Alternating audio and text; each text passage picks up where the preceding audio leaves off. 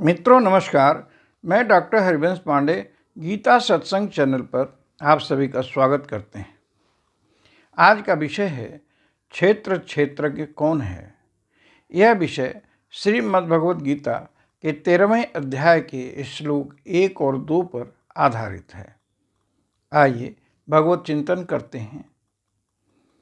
Channel को subscribe, like और share, comment भी कर दें ताकि भगवत वाणी का विस्तार हो सके।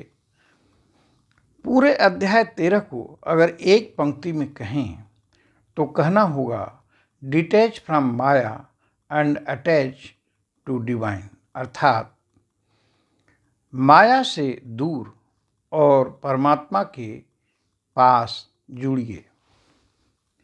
यह अध्याय क्षर और अक्षर, क्षेत्र क्षेत्रज्ञ पर प्रकाश डालता है।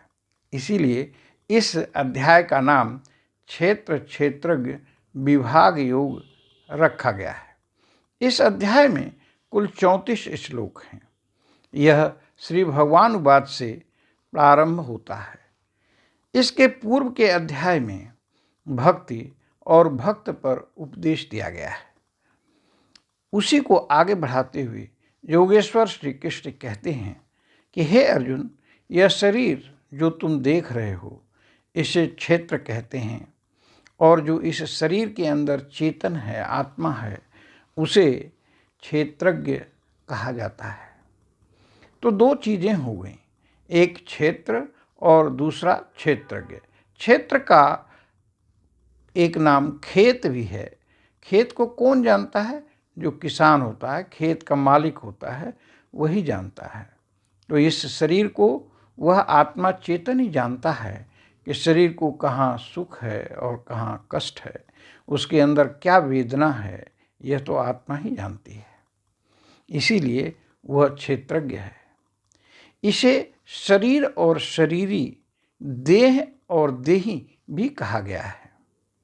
शरीर जड़ है तो शरीरी यानी आत्मा चेतन है। इन दोनों के कई नामों से जाना जाता है। जो निर्जीव हैं उसे अपरा और जो जीव भूता है उसे परा भी उपनिषदों ने कहा। तो आत्मा परा है। हमसे गलती क्या होती है? हम स्वयं को शरीर मान बैठते हैं, जबकि हम शरीर हैं नहीं। हम क्षेत्रज्ञ हैं, हम आत्मा हैं, हम शरीरी हैं, हम देही हैं।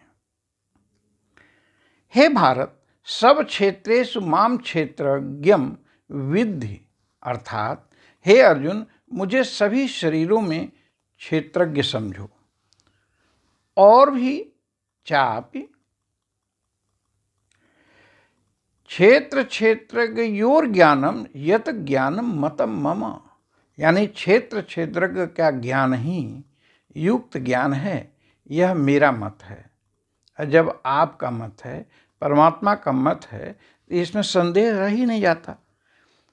हमें संदेश है कि हम इस अंतर को ठीक से समझ लें। आध्यात्म का यह ज्ञान सर्वत्र, सारे वेदों उपनिषदों में भरा पड़ा है। किसी ने अपमान किया, हम नाराज हो जाते हैं। क्यों? क्योंकि हम स्वयं को शरीर समझते हैं, जबकि वास्तव में हम शरीर हैं नहीं। अगर अपमान हुआ तो शरीर का हुआ, मान हुआ तो शरीर का हुआ। न मेरा मान हुआ न अपमान ही हुआ। इसलिए हमें दुखी नहीं होना चाहिए। ध्यान रखें, यह अध्याय ज्ञान परक है। अतः अद्वैत सिद्धांत का निरूपण हो रहा है। आत्मा और परमात्मा एक हैं। क्षेत्रज्ञ मुझे जानो, ऐसा कहा जा रहा है।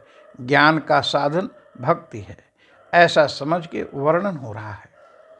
संसार में दो ही तरह की स्थिति है, एक जीवभूता और दूसरा जड़।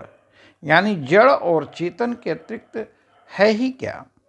अगर जड़ यानी क्षेत्र और चेतन यानी यह आत्मा क्षेत्रज्ञ, इन दोनों का ज्ञान हो जाता है तो भगवान कहते हैं मुख्य ज्ञान हो गया, और क्षेत्र क्षेत्रज्ञ के ज्ञान को ही वास्तविक ज्ञान वो कहते हैं।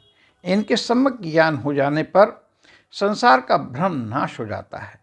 इसीलिए आगे के श्लोकों में भगवान इन्हीं का सम्यक ज्ञान देंगे। तो हम अपनी वाणी को यहीं विश्राम देते हैं। आइए भगवान का नाम लेते हैं। हरि ओम तत्सत, हरि ओम तत्सत, हरि ओम तत्सत।